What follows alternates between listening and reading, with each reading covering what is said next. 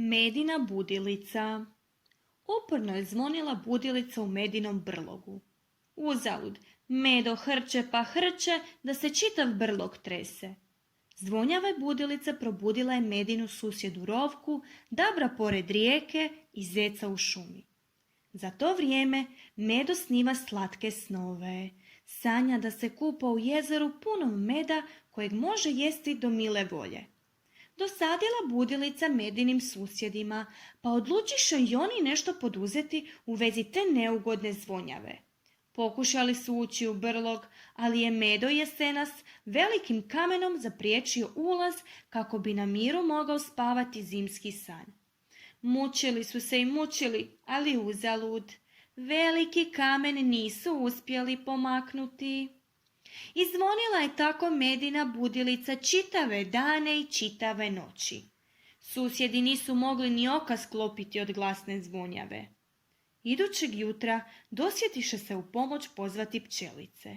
Ni da si okom trepnuo, a pčelice su kroz pukotinu ušle u brlog i počele plesati oko Medinog kreveta. Škakljale su ga krilcima, hodale po njuškici, hodale po trbuhu i ušima. Malo će ga i bocnuti ako se Medo baš nikako ne bude htio probuditi. Izgleda da je pelud kojeg su pčelice donijele na svojim krilcima podražila Medinu njuškicu pa je kihnuo iz sveg glasa. Ačiha! I napokon se probudio. Brže bolje je ugasio budilicu. Prvo što je rekao bilo je: jako sam gladan. A zatim mu je trbuh stao glasno zavijati. Za to vrijeme pčelice su već nekud odletjele. Medo je zatim odvalio kamen s vrata svog brloga i izgrlio se sa svim svojim susjedima. Oni su mu ispričali što se dogodilo. Žao mi je što vas je moja budilica sve probudila, ispričao se Medo. Valjda od silne gladi nisam nikako mogao prestati sanjati kako se kupam u jezeru punom meda. Svi su se na to nasmijali. Rado bi ponudili Medi štogod za prigrist, ali Medo ne jede mrkvice, travke, pa ne jede ni crviće. Zna se što Medo voli, a toga baš nikog nema.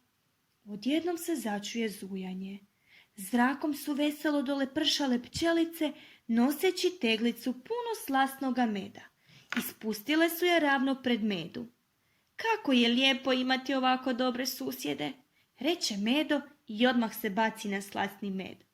Izgradit ću vrata od hrastova drveta za tvoj brlog, rekao je Dabar Medi. Odlična ideja, tako ćemo barem moći ući u brlog i ugasiti Medinu budilicu kad nas idućeg proljeća opet probudi iz zimskog sna. Čiča miča gotova je priča, tko se priče sjeća, neka ga prati sreća.